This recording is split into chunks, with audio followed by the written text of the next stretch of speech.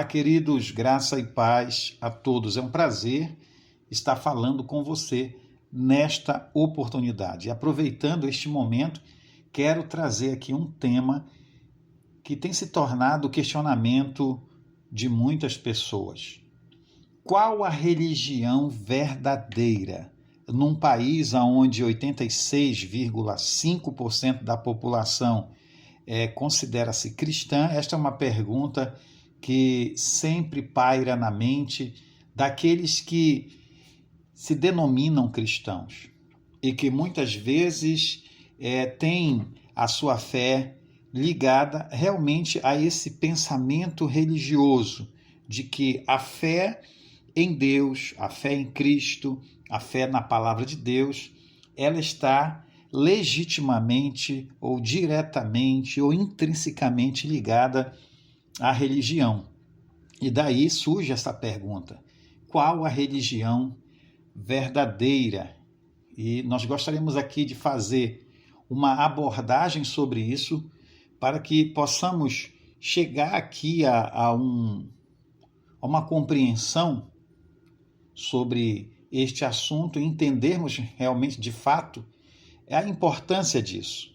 A importância de termos uma religião, ou a importância de nós unicamente acreditarmos na Bíblia, a palavra de Deus, e tentarmos viver segundo a palavra de Deus, segundo as Escrituras. Será que realmente é importante ter uma religião? Ou é mais importante ter uma religião do que seguir os ensinamentos da palavra de Deus? Ou essas duas coisas elas têm que andar em conformidade? Ou a religião é que determina a forma como eu tenho que crer na Bíblia? Ou é a Bíblia que determina como deve ser a minha prática de fé e, por assim dizer, a minha prática religiosa? Então, essa questão de religião, ela muitas das vezes ela acaba se confundindo e nós acabamos transformando, na verdade, a nossa fé em tradições, em práticas, em dogmas religiosos, em rituais. E aí, muitas das vezes, nesse pensamento, nessa mistura, é que nós muitas das vezes criamos pensamentos diversos sobre qual seria a verdadeira religião. Seria muito interessante nós pensarmos primeiro no que Jesus poderia nos ensinar sobre isso. Porque quando nós falamos em religião e se tratando do Brasil como o país com uma das maiores populações cristãs do mundo, e nós deveríamos pensar então o que Jesus diria para nós sobre isso. Jesus é uma religião? Se Jesus não é uma religião, então por que deveríamos considerar a religião como algo mais importante do que Jesus? Ou por que deveríamos aceitar que a própria religião nos direcionasse ou estabelecesse os princípios de vida que deveríamos viver e praticar para que pudéssemos nos considerar seguidores de Cristo? Quem é que estabelece esses princípios? Na verdade, é a religião que estabelece os princípios, ou é o próprio Cristo que nos ensina como devemos viver como verdadeiros filhos de Deus? E a religião aí então se torna apenas o resultado dessa prática de vida que os homens acabam traduzindo como se fosse uma forma religiosa de viver. Essa é a grande questão. Muitas das vezes nós não conseguimos entender exatamente o que é que Deus quer de nós. Muitas pessoas pensam que Deus quer de nós é que sejamos religiosos, que tenhamos uma religião. E aí nós até nos arriscamos, muitas das vezes, a dizer que Jesus deixou uma religião para nós, né? E algumas pessoas dizem assim: não, a minha religião foi a religião que Jesus deixou. Na verdade, este pensamento ele já é em si um pensamento religioso e não tem nada a ver com a missão de Cristo. A Bíblia diz que Deus amou o mundo de tal maneira que deu o seu Filho unigênito para que todo aquele que nele crê não pereça, mas tenha a vida eterna. Está lá em João, no capítulo 3, versículo 16. E este versículo, ele é considerado como o versículo-chave da Bíblia, o texto áureo da Bíblia. É o versículo que tem em si traduzido todos os esforços de Deus, todo o plano de Deus desde a queda do homem. Se traduz exatamente nisso, em revelar ao mundo o seu Filho, aquele que veio para morrer na cruz do Calvário, para que todo aquele que então possa nele crer, tenha capacidade de crer e exercer fé sobre a sua obra redentora, seja salvo, seja alcançado pelos benefícios da obra salvadora de Cristo. Então, nós chegamos a uma conclusão baseada neste versículo e em muitos outros da Bíblia Sagrada, que nunca foi a intenção de Deus nos apresentar uma religião, muito menos um sistema religioso para que viéssemos seguir. Na verdade, a religião ela é produto da mente humana, produto da vontade humana. Eu até poderia dizer de uma vontade humana de querer fazer a vontade de Deus, mas criando seus próprios mecanismos humanos, tentando através da revelação que Deus traz, né, desde a queda, né, revelação essa que se manifesta para nós através hoje das Escrituras, criar um sistema de tradições, um sistema doutrinário, um sistema religioso baseado na Bíblia que possa dar ao homem condições de aproximá-lo de Deus para que então ele possa servir a Deus. A própria palavra religião, ela traz no seu significado da palavra a intenção dos religiosos, né? A palavra religião vem do verbo religare, que significa religar, ou seja, ligar novamente. E isso está ligado ao fato de que o homem um dia foi desligado de Deus pelo pecado de Adão. O homem foi destituído da glória de Deus. Ele perdeu toda aquela condição que ele tinha de filho de Deus, aquela condição de um ser humano criado à imagem e semelhança de Deus. Agora ele se tornou a imagem e semelhança do pecado, um descendente de Adão que carrega a natureza adâmica pecaminosa, logo se torna um ser destituído da glória de Deus, daquela glória que Deus deu a ele ao criá-lo e que o fazia um ser semelhante a Deus, que carregava a imagem de Deus, que carregava propriedades do caráter divino na sua vida, no seu caráter, na sua personalidade. E a religião, ela surge no cenário da história como uma intermediária, trazendo ao homem a compreensão dessas verdades para que o homem volte novamente a ligar-se a Deus e seja beneficiado pela obra redentora de Cristo. No entanto, na maioria das vezes, a religião ela acaba tendo ou se colocando como a maior beneficiária do homem, muitas das vezes maior do que a própria obra redentora de Cristo.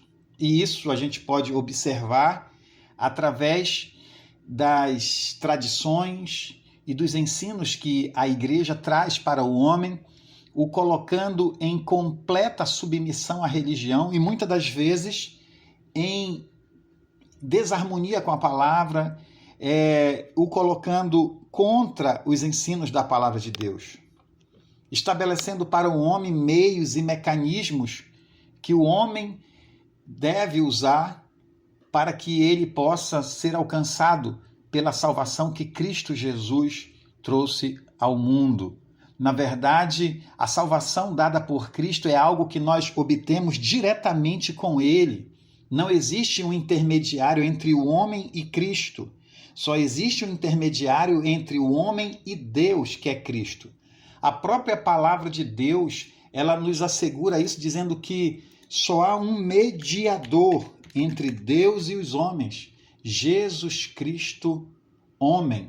Está lá em 1 Timóteo, capítulo 2, versículo 5, porque há um só Deus e um só mediador entre Deus e os homens. E o texto diz, Jesus Cristo, homem. Mas a religião, ela introduz, longe dos textos bíblicos, sem qualquer referência bíblica, sem qualquer apoio das escrituras sagradas, ela introduz entre o homem e Jesus meios ou mediadores para que o homem chegue a Cristo e daí que seja levado até a presença de Deus. E, na verdade, isso não tem fundamentação bíblica. A salvação ela é alcançada diretamente através de Cristo. E para isso, o homem precisa reconhecer, compreender a importância e a abrangência da obra redentora de Cristo, e ele precisa então se submeter a esta obra. Ele precisa se submeter a esta obra redentora de Cristo. Ele precisa crer nisso e precisa colocar sua vida debaixo dessa obra redentora para ser beneficiado pelo sangue de Jesus, porque a Bíblia diz que o sangue de Jesus é que nos purifica de todo o pecado. A grande confusão e pretensão dos religiosos, na verdade, com tudo isso, é estabelecer a sua religião como a religião criada por Cristo. Jesus não veio ao mundo para criar uma religião, ele veio reatar o nosso relacionamento com Deus, a fim de nos levar de volta ao propósito original dele. E isso está longe de ser religião. Qual é o propósito original de Deus com o homem? Que o homem seja conforme a sua imagem e semelhança. Tiago diz na sua escritura que a verdadeira religião é aquela que visita os órfãos e as viúvas nas suas necessidades e que nos mantém, que nos faz viver uma vida longe da corrupção do mundo. A religião que Deus aceita, como diz Tiago, está muito mais ligada a um comportamento, a um estilo de vida, a uma essência de ser, do que de pertencer a uma organização religiosa. O que Tiago quer dizer de forma específica no seu livro é que a verdadeira religião não é fazer coisas, não é praticar rituais, mas ser, é manifestar o amor, é viver separado do pecado para Deus. Não é viver separado do pecado para mim, para eu criar um orgulho religioso. Não é para eu viver separado do pecado como uma forma de manifestar algo que a religião pode fazer em meu favor. Mas é viver separado para Deus, entender quem nós somos em Deus e viver para esse propósito. É manifestar as mesmas características do caráter do nosso Pai, pois para isso nós fomos criados, para ser conforme a sua imagem e semelhança. Se a religião é o que pode definir uma pessoa como alguém que segue a Jesus, então essa pessoa tem que amar o seu próximo, se afastar das contaminações do mundo, ou seja, do pecado, e viver debaixo do governo de Deus. Essa discussão religiosa por querer ser detentor do direito de representar Cristo está muito longe do verdadeiro significado da obra redentora de Cristo em favor das nossas vidas. Jesus não morreu na cruz para nos dar uma religião, mas o direito de sermos chamados filhos de Deus, através do que Jesus mesmo falou, que é o novo nascimento. Ele disse para Nicodemos que era um religioso, que acreditava em Deus e aguardava o Messias. E quando foi até Jesus, com dúvidas no seu coração sobre quem era Jesus, se aproximou de Jesus e disse: Tu és um mestre, alguém vindo da parte de Deus, alguém que detém um conhecimento muito grande de Deus, e isso está provado pelo que tu falas e pelo que tu realizas através dos sinais miraculosos.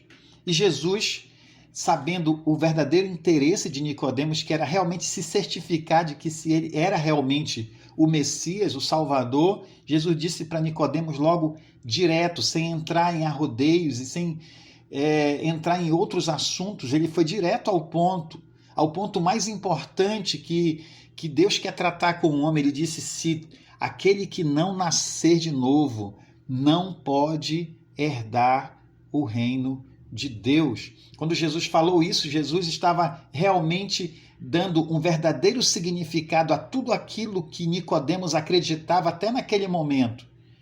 Né? E eu estou falando do Antigo Testamento, porque até aquele momento o que Nicodemos tinha nas mãos, como estudioso da Torá, era o Antigo Testamento, e no Antigo Testamento ele tinha todos os relatos da queda, as promessas de Deus de que enviaria o Messias e todo o cenário histórico do seu povo, a conservação do seu povo ao longo da história, com a finalidade que Deus trouxesse a redenção para o seu povo no futuro através do Messias. E agora Jesus disse para Nicodemos: aquele que não nascer de novo não pode herdar o reino dos céus. Então, Jesus estava dizendo: tudo o que tu sabes até aqui é para que tu entendas que aquele que não nascer de novo não pode herdar o reino dos céus. Jesus estava cortando qualquer argumento que pudesse trazer tradições, argumentações religiosas que colocassem em xeque realmente a quem ele era de fato. Porque é exatamente isso que acontece no nosso afã de querermos nos aproximar de Deus por via da religião, é nós levantarmos teses e argumentos que muitas das vezes estão muito longe daquilo que realmente Jesus quer nos revelar.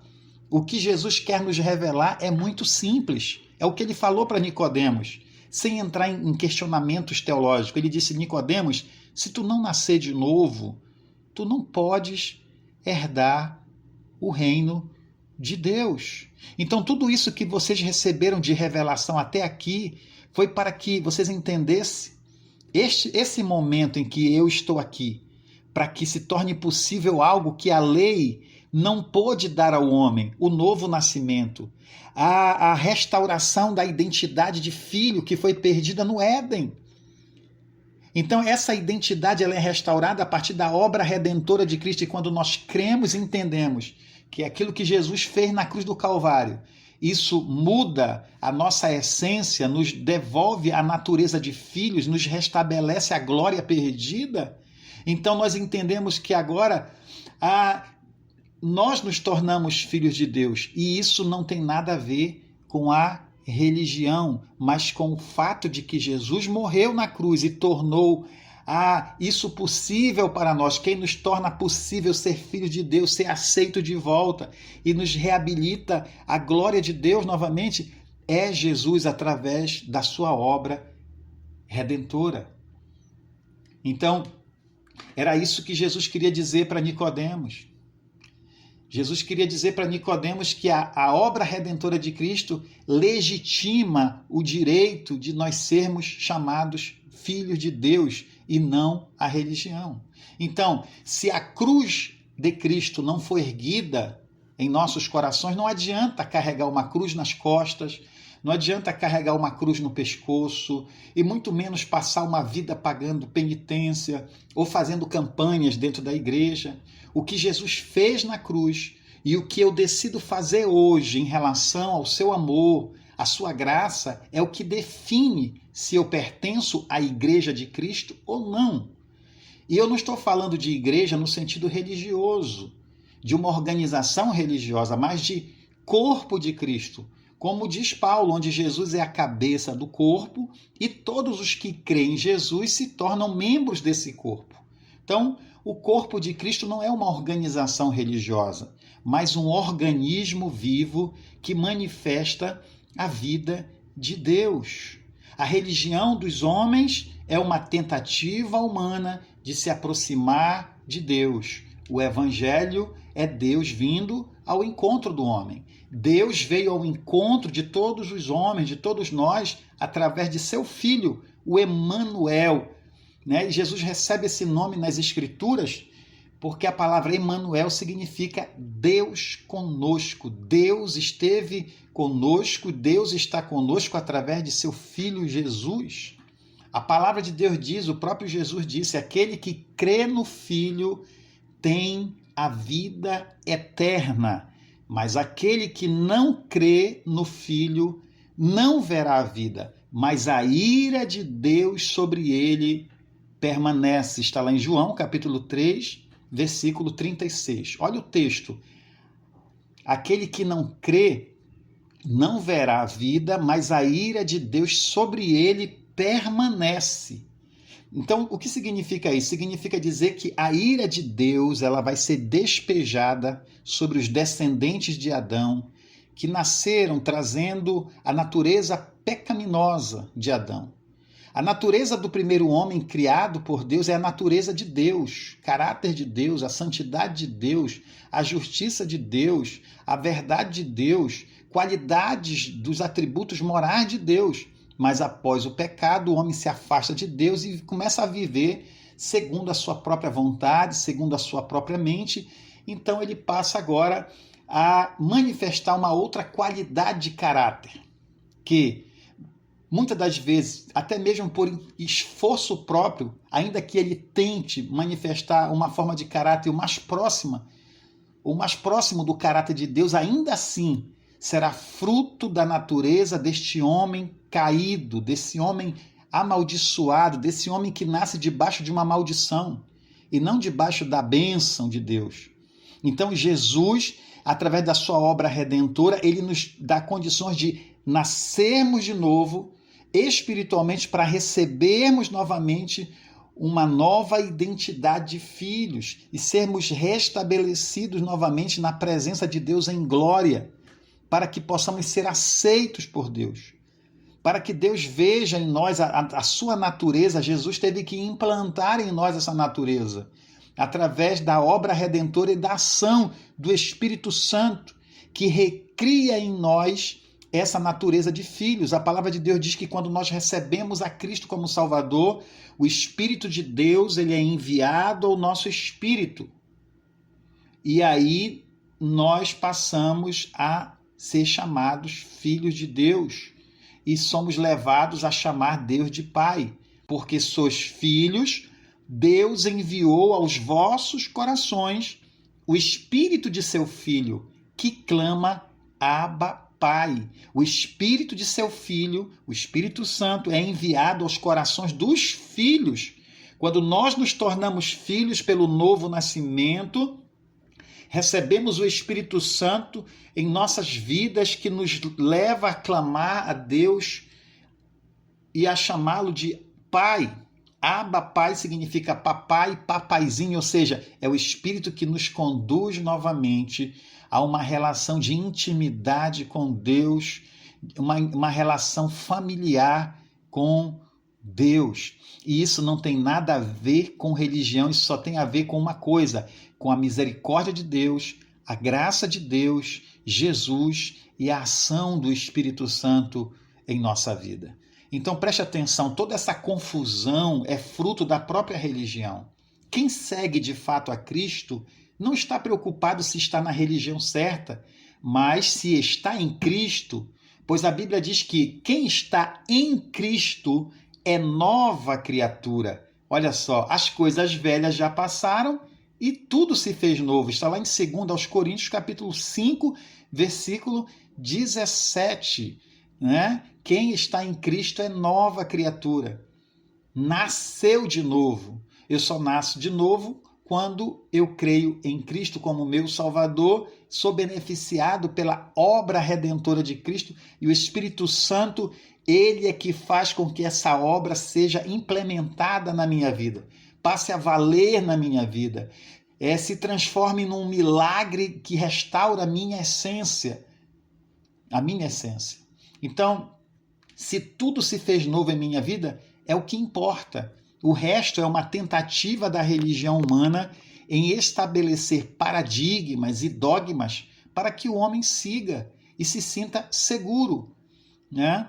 A religião, às vezes, ela se torna tão sagaz que estabelece suas próprias tradições como superiores às Escrituras, né? Com a desculpa de que a Bíblia ela é produto da igreja. Sendo assim, a igreja produziu as Escrituras e, portanto, a última palavra é sempre da igreja. Esse é o pensamento religioso, que neste caso aqui, né, não é a igreja que está se referindo aqui é a religião, né? A religião. Esse pensamento é a base para toda forma de tradições religiosas que foram estabelecidas depois da morte dos apóstolos, né? A simplicidade do evangelho ensinado e vivido por Jesus e pelos cristãos do primeiro século foi sendo deixada de lado, e os subsequentes líderes da igreja pós-apostólica foram introduzindo práticas e ensinos que não faziam parte da vida da igreja primitiva, daquela que aprendeu com os apóstolos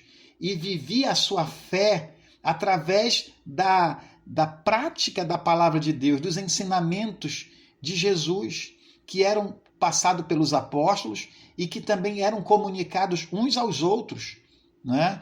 Os irmãos da igreja primitiva, eles aprendiam aos pés dos apóstolos, mas eles compartilhavam uns aos outros a palavra de Deus, e assim o evangelho ele ia alcançando as pessoas, o reino de Deus ia sendo implantado no coração das pessoas, e a palavra de Deus diz que a cada dia Deus acrescentava o número daqueles que haviam de se salvar.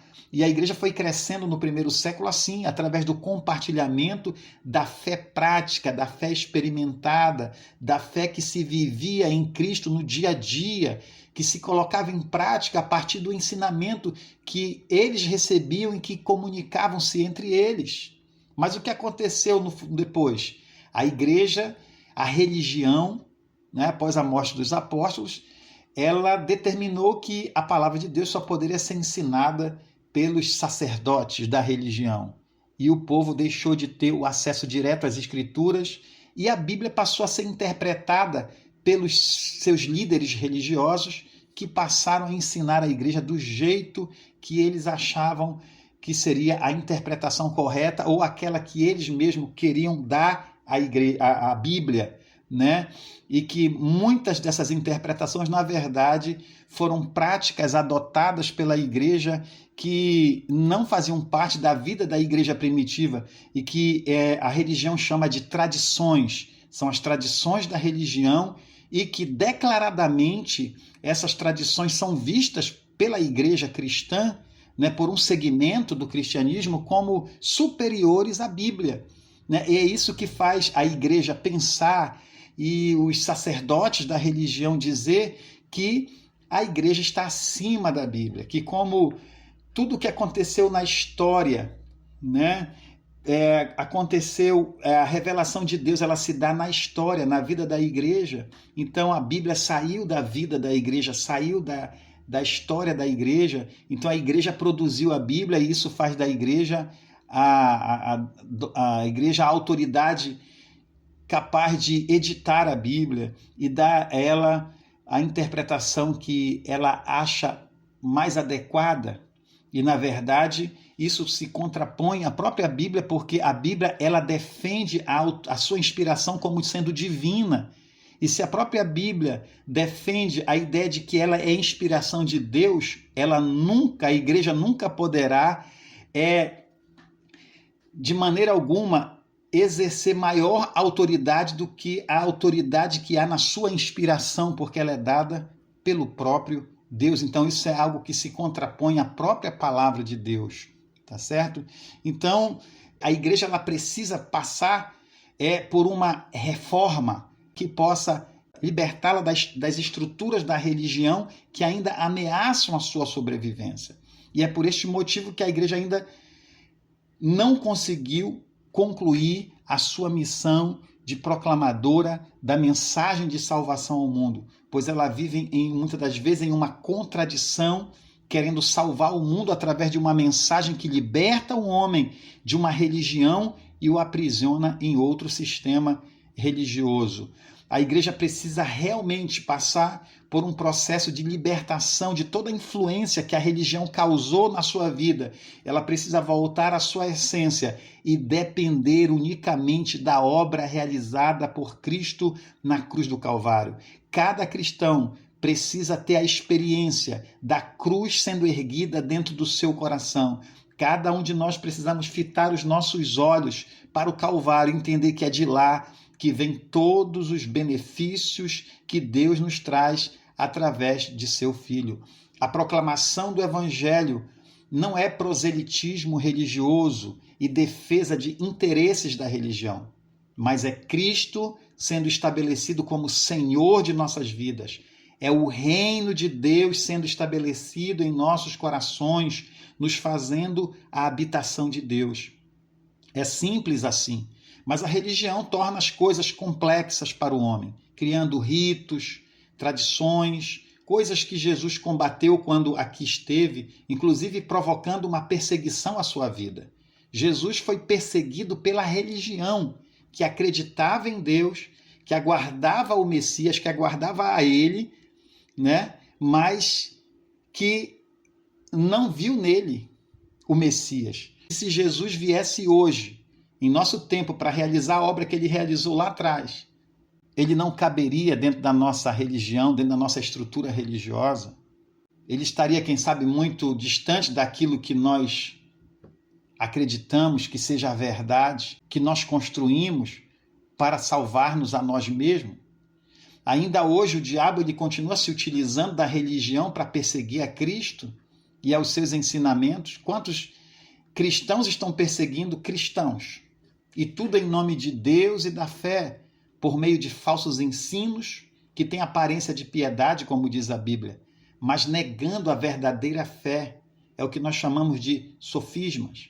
Então, para fechar esse assunto hoje com você, eu quero dizer a você que a verdadeira religião, ela se traduz em crer em Jesus como Salvador e Senhor, se submeter ao seu senhorio, vivendo a cultura do novo homem em verdadeira justiça e santidade. E como está lá em Efésios, capítulo 4, versículo 24, que diz: e vos revistais do novo homem, que segundo Deus é criado em verdadeira justiça e santidade. Então, Jesus morreu na cruz.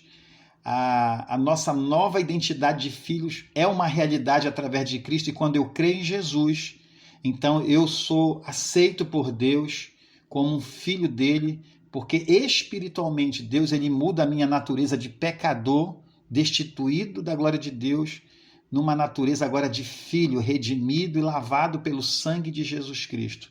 E aí Paulo diz que agora nós devemos nos revestir do novo homem, ou seja, eu devo me cobrir do novo homem. Eu devo me revestir como um policial que veste a sua roupa e sai para o trabalho, e todas as pessoas que olham para ele respeitam porque ele está fardado e reconhecem a sua identidade.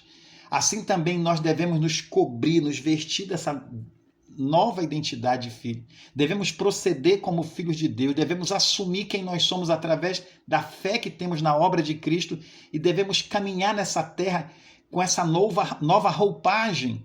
E o mundo espiritual certamente ele estará sujeito a nós, porque a Bíblia diz que através da obra de Cristo nós fomos elevados com Cristo às regiões celestiais e estamos agora no mundo espiritual em posição de autoridade. O mundo espiritual, ele foi ordenado por Deus a respeitar os filhos de Deus pelo que Jesus fez na cruz do Calvário. Então, quando o mundo espiritual vê um filho de Deus diante dele, o mundo das trevas, ele tem que recuar, porque a obra de Cristo ela é respeitada pelo mundo espiritual. Muitas das vezes a obra de Cristo ela não é respeitada por aqueles que foram os mais beneficiados por ela.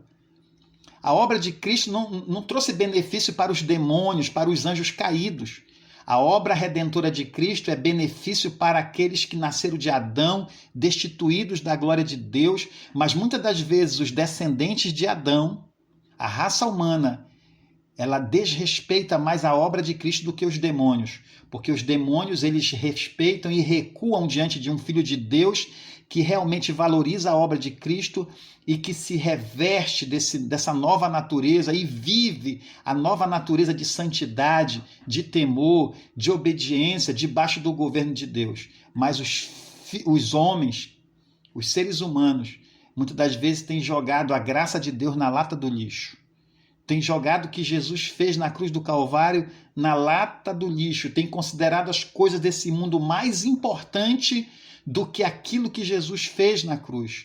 Tem considerado o amor, as coisas desse mundo que são passageiras, mais importante do que aquilo que tem valor eterno. Eterno. E para que você tome posse de tudo isso e viva a verdadeira fé, e se você quiser dizer a verdadeira religião, você precisa fazer o que está lá em Romanos capítulo 10, versículo 9 e 10. Quando nós fazemos isso, nós somos introduzidos debaixo desta obra redentora, somos colocados para sermos beneficiados por esta obra. Diz o texto, a saber, se com a tua boca confessares ao Senhor Jesus e em teu coração creres que Deus o ressuscitou dentre os mortos, serás salvo. Visto que com o coração se crê para a justiça e com a boca se faz confissão para a salvação. Então aqui está muito claro e está muito sintetizado o que qualquer ser humano tem que fazer para que ele receba os benefícios da obra redentora e possa ser colocado na posição de filhos e possa receber uma nova identidade e possa ter a certeza da vida eterna. Confessar com a boca ao Senhor Jesus e crer no coração. Esse crer no coração não é só acreditar, é viver, é tomar como verdade e aplicar a vida. A Bíblia diz que é do coração que procedem todos os caminhos da vida. Tudo que eu vivo na minha vida é aquilo que brota de dentro do meu coração e que eu transformo numa prática de vida. A nossa fé na obra redentora precisa se transformar numa prática de vida, numa realidade que eu preciso viver, em algo que eu preciso me submeter todos os dias. Jesus precisa ser o meu Salvador e, acima de tudo, o Senhor da minha vida. Olha o que diz o texto. Se com a tua boca confessares ao Senhor Jesus, não é só ao Salvador Jesus.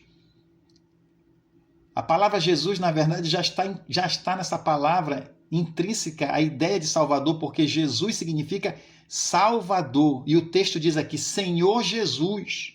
Então, Jesus tem que ser o Senhor e Salvador da sua vida. Ele não pode ser apenas o teu Salvador, aquele que te beneficia com a salvação. Ele também tem que ser o Senhor, aquele que governa a tua vida. E aí a Bíblia diz que se nós crermos de coração, se nós vivermos isso, acreditarmos no que Deus fez por nós, aí a Bíblia diz, nós somos salvos. Nós somos salvos o quê? Da ira de Deus, porque a ira de Deus ainda permanece sobre aqueles que não creem, sobre aqueles que não se submetem. Lá em João 3,36 diz, aquele que crê no Filho tem a vida eterna, mas aquele que não crê não verá a vida, mas a ira de Deus sobre ele permanece. A ira de Deus ainda permanece sobre os filhos de Adão, que ainda não confessaram com sua boca ao Senhor Jesus e ainda não creram em seus corações que Deus ressuscitou Cristo e o fez triunfar sobre todos os pecados, sobre todas as mazelas, sobre tudo que o pecado trouxe à raça humana. Jesus levou sobre si, depois ele triunfa sobre tudo isso, nos elevando à posição de filhos e nos fazendo assentar com ele nas regiões celestiais para vivermos neste mundo em posição de autoridade, como filhos de Deus, que não estão mais debaixo do pecado, mas estão sobre o pecado. Como João diz, o pecado não tem mais poder sobre vós. Isso é a verdadeira religião. Se você queria saber qual a religião verdadeira, né, se podemos assim dizer, eu não diria que essa é a melhor forma de nós nos expressarmos, porque Deus não trouxe uma religião. Mas se isso melhor pode nos esclarecer, a religião verdadeira é exatamente isso. Crer em Jesus, viver segundo a nova natureza e aceitar o governo de Deus sobre a nossa vida. Amém? Deus abençoe a sua vida. Espero que você tenha compreendido e que Deus tenha gerado fé no seu coração para que você creia na palavra dele, e a partir de hoje você possa tomar essa decisão, se você ainda não tomou, você possa fazer uma oração aí onde você está e fazer o que está escrito aqui em Romanos 10, 9, 10, com a sua boca, abra a sua boca, faça uma oração de confissão em voz audível para que o mundo espiritual lhe ouça e você então entregue a sua vida a Jesus, entre numa aliança com Deus. Diga que você crê na obra que Jesus realizou na cruz do Calvário. Diga a Jesus que você está entregando a sua vida a Ele e que você está entregando o governo da sua vida a Ele. Que você não é mais dono de si mesmo, mas que agora Ele é o Senhor da tua vida e que a partir de agora você vai viver para fazer a sua vontade através do conhecimento da palavra de Deus. Que Deus abençoe a sua vida, que Deus abençoe a sua família, agora e para sempre. Amém e amém. Deus abençoe você.